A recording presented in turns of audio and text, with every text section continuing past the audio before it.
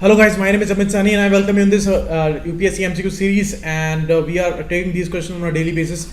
7 days these lessons are available both in Hindi and English language, and 4th August it is. And let's start the lesson. Pocket News app is trending on Google Play and you can download that. And these are the courses. The description is given below the video and all these courses are available there. You can call on these numbers and you can visit the website also. And on the chat section you can ask anything. PDF I upload here on this particular group, and you will also find the Telegram channels link there. So that's the case. You can follow me on Instagram too, and this is the link to Telegram channel. Question 1 is regarding the Innocenti declaration. Innocenti or Innocenti, I don't know the correct pronunciation of it. It's a place in France. So the declaration was on the name of that city, and it is related with what? Issue is that it is not related to nuclear missiles or refugee issues or vaccines. The issue is that World Breastfeeding Week is going on from 1st to 7th August, and this answer would be C, breastfeeding. This was the year of 1990 when UNICEF, WHO, they came together, and all these policymakers, they went into this meeting, and this global initiative was established. And USAID and SIDA of Sweden, they both established this particular declaration. Innocenti Declaration. Florence, Italy is the place, and it was 1st of August 1990. So they adopted these principles there because breastfeeding is important. In India also there is a scheme called Mother's Absolute Affection, that is going on. So that's why it makes it a very, very important issue. And regarding nutrition, we are struggling a lot. Malnutrition is a huge problem. And we know that more than half of the mothers in India, they are anemic and they are very weak in their body, and many times they are not able to feed their babies because they are not lactating. So for that nutrition also, the National Nutrition Mission is going on, where lactating mothers are also targeted, and this scheme is very important. You see, breastfeeding is very important thing, and it is helping the baby for its nutrition, and till the first 2 years she should feed the baby, and it is actually helping the mother also. It's a very important one. So I will tell you the importance there. Before that, you see, WHO, UNICEF, all are associated with that. And 1st to 7th August, World Breastfeeding Week. It's important because it promotes better health for mothers and children alike, prevents infection like diarrhea and acute respiratory infection, and decreases the risk of mother developing breast cancer, ovarian cancer, type 2 diabetes, and heart disease. So that much important breastfeeding is. And if she does not feed the baby with her breast milk, then she may develop many complications, and she may go into some kind of depression also, and psychological and the physical, both kinds of problems can be there. Okay, so these are the issues, these are the objectives of this breastfeeding week. And there is a alliance, World Alliance for Breastfeeding Action, WABA. So it's a global network, and governments and the institutions, NGOs, all are associated with that. Okay, you can see 10 links for nurturing the future, and the WHO UNICEF Global Strategy for Infant and Young Child Feeding. These things are giving this basis for this alliance. Yesterday we discussed about the Global Alliance for Pollination. That was also important, and this is Alliance for Breastfeeding. So do not get confused between these things. Next, Sankalp. It's also a very important scheme, but it's not a central sector scheme. Very few schemes are centrally sector scheme. Sector means the whole funding would come from center. It is not like that. It's a sponsored scheme, like many other schemes, and there is a share of states and central government. And there is an issue of decentralization also in this particular scheme, and it's a scheme for giving job-oriented trainings to 3.45 crore youth. So there is no guarantee of job here. It's only market relevant trainings, not jobs. So this is wrong. And first is also wrong because although it is the scheme of Ministry of Skill Development and Entrepreneurship, MSDE, but it's not a sector scheme, it's a sponsored scheme. So both, D, none is the answer here, both are wrong. And it is implementing the NSDM, National Skill Development Mission, that is going on for last 4 years, and 4 key result areas are there, as these are simple aims. Every time we hear about these things, and it's all about the promotion of skilling. Okay, and the oriented skilling, the weaker section is targeted here, and they should go for public-private partnership also for developing these platforms. So that is also important. And district skill development plans are also created there, and they have targeted some aspirational districts there. 9 states, these are given funding for that, and they are going with a targeted approach. So 3.5 crore youth, and it's a outcome oriented centrally sponsored program, that you must remember, outcome oriented program by MSDE. 9 states, they are given this money. So not all the states are taken in one go. Gradually they will cover all, and 10 lakh rupees per district is given to 117 aspirational districts under the aspirational skilling abhiyan. So that is also the scheme of MSD. Next, Union Cabinet has approved the setting up of ISRO's technical liaison unit. You see, we have established these kind of technical units in Washington, in France also, and now this is the time where it is in Moscow, Russia. We have been taking many programs all together, and we are taking help for the Gaganyaan project also. And many times in the past, Russia has been helping us always in the defense sector, in the space sector. So C is the answer. In Moscow, we are establishing this ITLU, the Technical Liaison Unit. Okay, so that's the case, and we have also signed pact. Actually, ISRO has signed the pact with space agencies of Bolivia and Bahrain. Bolivia, the same country where we are trying to get lithium for our batteries for our electric vehicles project, because they have great reserves there. Next, in India, urea is the only controlled fertilizer and is sold at a statutory notified uniform sale price. That's correct. It's only unique, and there is a great statutory channel for that urea, because urea is important. It's a nitrogenous fertilizer, and we all know that nitrogen is something that these plants lack a lot, and that's why they need to get it in a nitrate form. So urea is important. Neem coated urea came just for the better use of urea, and it will not be misused by these companies and all. So many industries were taking advantage of this urea, and they were buying this subsidized urea, and that was not reaching up to these farmers. Now it's a great solution now.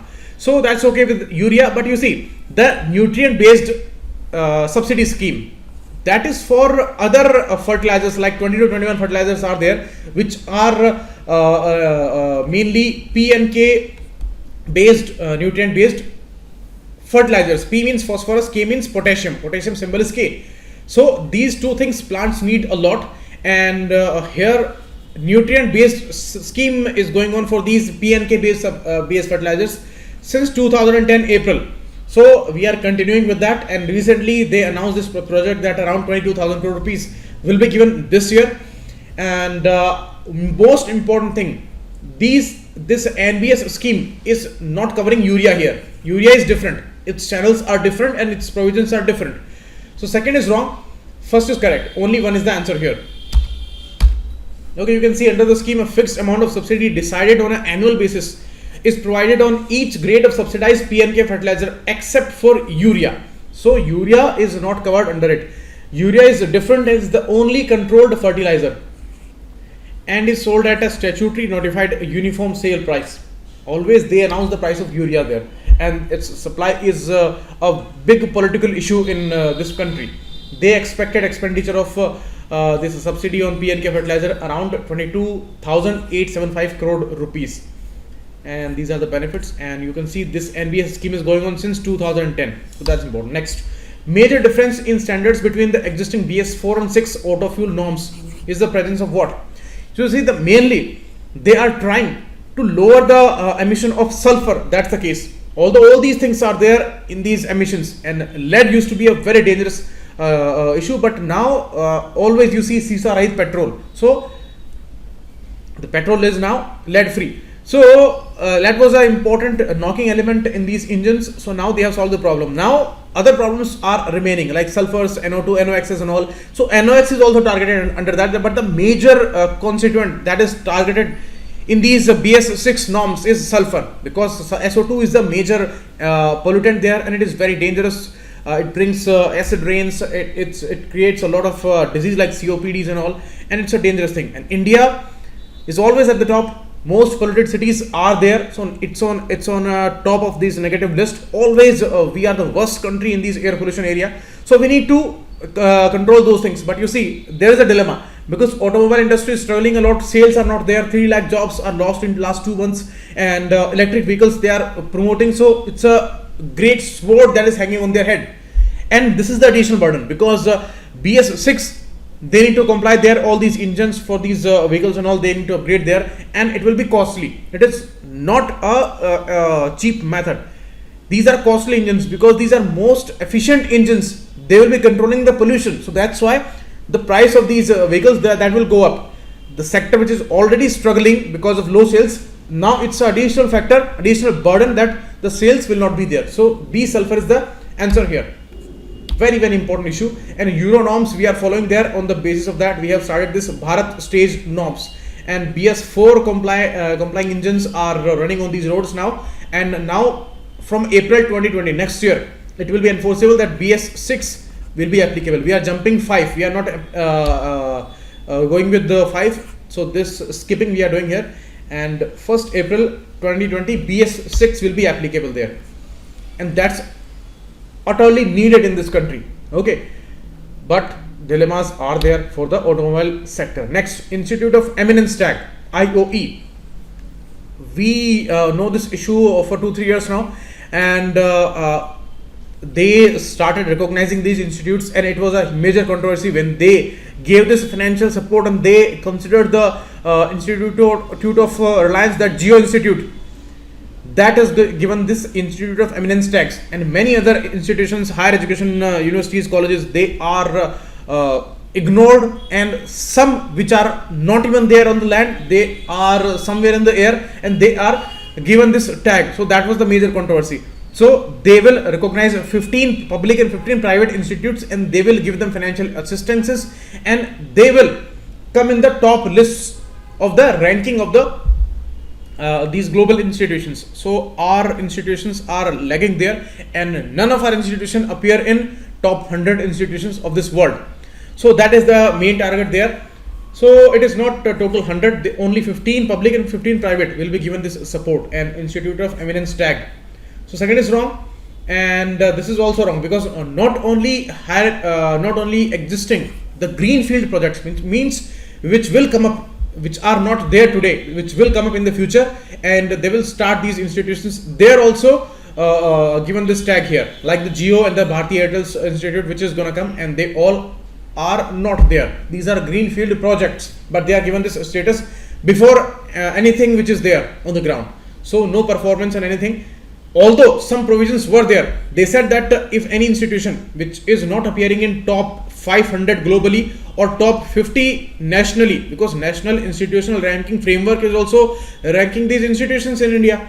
So if this institution is not appearing in T50 nationally or T500 globally, then we will not give it a tag. But now they are giving tag to Geo, Bharti and other important private universities and all. So there is a big question mark there, because they have not given any kind of performance. They are not even there. Why these are given these tags? So it's a kind of a clear bias system where they are giving them financial assistances. So both are wrong statements. D none is the answer here. You can see 15 and 15 public and private. Till now they have only recognized 10 public and 10 private. Now they have given this new list, and Delhi University is also taken into consideration this time. And you can see the greenfield projects which will come, they will have to give their 15 years detailed perspective plans.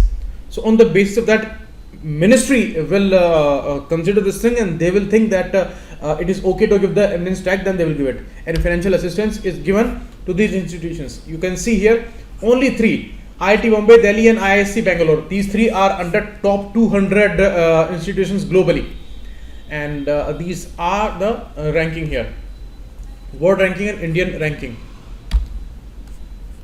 These are the greenfield ones. Geo Institute, and this is Bharti, greenfield, yet to be established. That's the issue. And here these are not ranked and not considered here. So only 10 are given till now, and here these 15. Next, The bill empowers, this is talking about the UAPA amendment bill. Bill empowers only the officers of the NIA, that's okay, of the rank of assistant commissioner or above to investigate the cases. No, it is not true. It is actually the case that even the inspector rank official is given this power to investigate the case, and he will file the charge sheet there, and he will present his own case.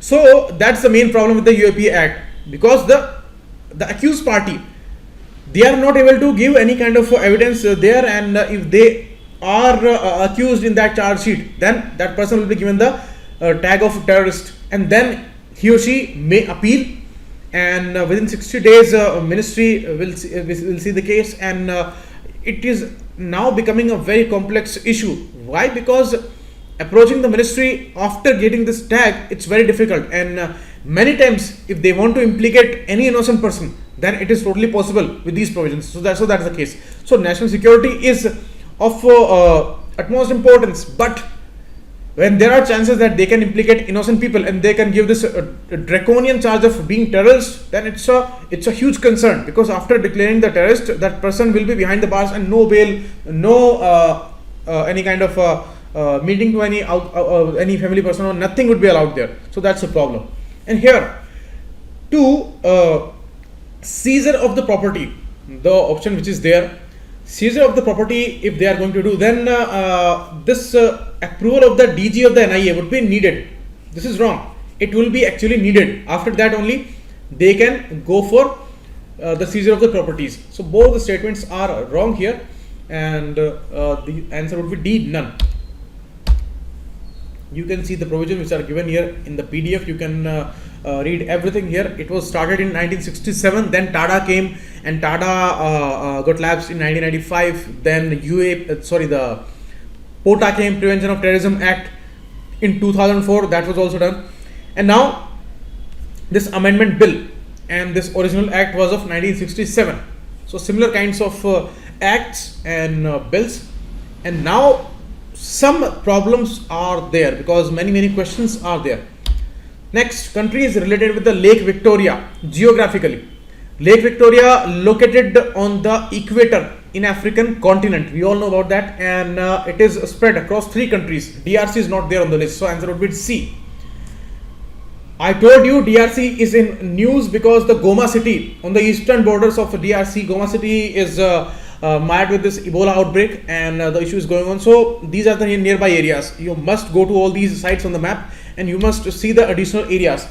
Equator is going through this area like that. So Uganda, Kenya, Somalia, DRC, Republic of Congo, Gabon, the equator is passing through, not through Tanzania, and it is actually from here. It is not that much below, and here. So Uganda, Kenya and Tanzania, this is Lake Victoria on equator, and this is the biggest one here. And you see the Great African Rift System. Many lakes are there, and they are actually a precursor for this separation of this Horn of Africa from the main continent. And this separation is going on after lakhs of years. It will be a separate portion, and these lakes are there because of this rift creation. Lake Malawi, Lake Tanganyika, Lake Kivu, Lake Edward, Lake Albert, all are here, and this is Lake Victoria here. So these are important details, and they may ask you about all these things. Okay, go through these countries and their respective capitals and all. So they may ask about these things. So thanks a lot. Keep watching. It was Amit Sane.